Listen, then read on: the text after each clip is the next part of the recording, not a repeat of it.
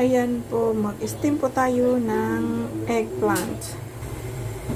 Ang eggplant po natin ay steam po natin siya ng 10 minutes.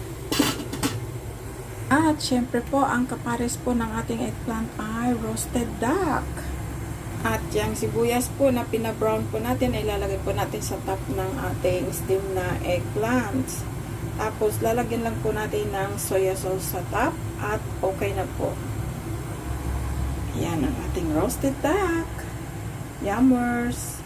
At ayan na po, luto na po ang ating eggplant at ilalagay na po natin sa top yung ating sauce na may sibuyas, fried brown sibuyas.